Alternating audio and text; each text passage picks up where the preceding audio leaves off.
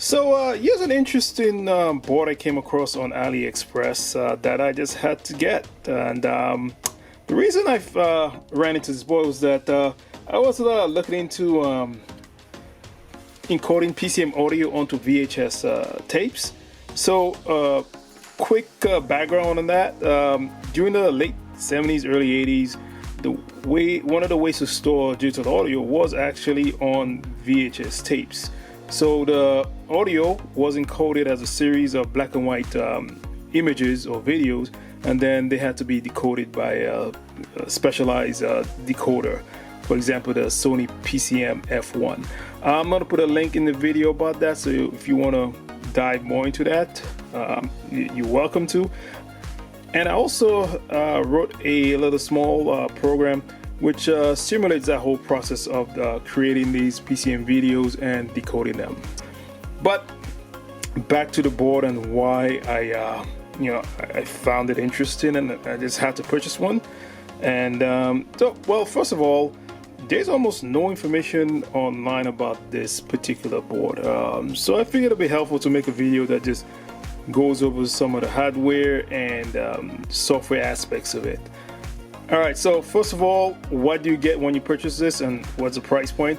I believe shipping and handling and the board cost me roughly $110 US, which is not bad considering the feature set of this board. So what you get in the box, you're going to get a USB-C cable and USB to TTL converter for debugging or connecting to the board. Let's talk about the hardware side of things and what made this board interesting to me. Alright, first of all, the SoC. So the SoC in this is an Allwinner T113-S3 SoC. Again, compared to today's SoCs you'd find, let's say, in a Raspberry Pi, performance-wise, not all that. It has a dual 1 gigahertz cores. It comes with 128 megabytes of memory, and it also comes with storage. So there's a 4 gigabit eMMC module on there. So the SoC and the eMMC module underneath this, I guess, protective metal cap or heatsink. I don't know. All right, so let's go around the board and see what the parts are. All right, first of all, you have this USB-C port, so that's used to connect it to the computer if you want to program the onboard eMMC with firmware, and also to power it. So it makes it very, very nice. For my specific interest, I really like these things. So these are just regular RCA video input. So you get 2 inputs and you get 1 output. And next to that is just a USB-C, USB port to plug in a thumb drive. Going down the list, you have a 10100 megabit RJ45, and then you have this button here. I'm not sure what this button is. This says ADC, so it's probably just a user definable button. Right next to it is a reset button, and here you find the SD card slot. And then you have this series of JST type plugs here. So I believe the first one is, let me see, yes, that's an SPI port. Behind it, I'm not really sure what these pins are for, but I suspect it's for SPDIF connection. So this will be digital audio out. Possibly also a way to hook up a DAC to it as well. Again, the documentation is not all that clear. And then these 3 headers here, these are for UART connections, so a lot of UART connections. And then we have this button, just labeled miscellaneous, but it's very important because the way you program this board, you have to send it into what's called the FAL mode, and you have to press this button and the reset, then press the reset button to get it into, I guess, programming mode. Again, there's no documentation about that. I just had to trial and error. Next to it, we find ourselves another USB port, and then we have these 2 line-ins. Now, each one of these lines is for separate channels. So you have the left channel and you have the right channel, and then we have the headphone out port. And going a little further down here, we have our Wi-Fi and Bluetooth module. So it's an RTL8723. You can look that up to see what the features of that is. And that also comes with its the antenna as well. So very helpful. And again, another USB headers.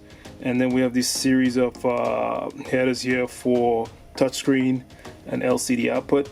And then we have some other, I believe, RS-45 and CAN bus type headers here. So given the price point is about, I believe, somewhere between $60 and $90, and the plethora of things you get, the peripherals and this onboard hardware, it's a pretty good deal.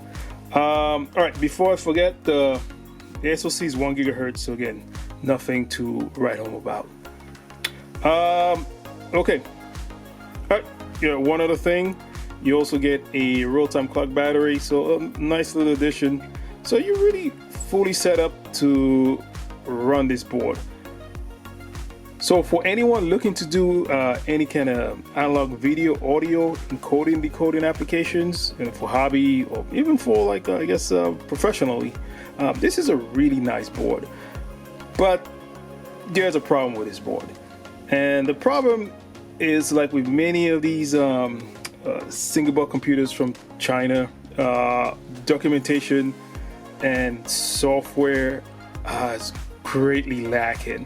As a matter of fact, there is no link for any working firmware or any kind of in-depth documentation for this board I could find. It was just they give you a series of mostly what the pins are, and that's it. So unfortunately, I've yet to be able to get any kind of serious firmware working on this. The only firmware I got working was a very lightweight, minimalist Linux distro, but it would be completely useless because the reason is there's a DSP on there and other hardware encoders.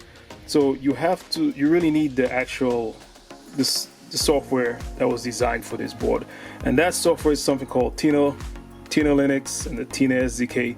So Tina Linux is essentially a derivative of OpenWRT, and then they, I guess, optimize it for this particular hardware. I found that SDK online, built it, generated the image, flashed it on there. Of course, it didn't work because there's probably some very specific things about this board that are not configured for the SDK I found. So I need to get an SDK from the manufacturer. And I emailed them about it. We'll see if they get back. But until they do, this just ends up being a very good-looking paperweight. But I'm hopeful that someone who sees this video could point me to the right path. All right, that's it for now, guys. Again, very interesting board. Hopefully we can get some software running in it.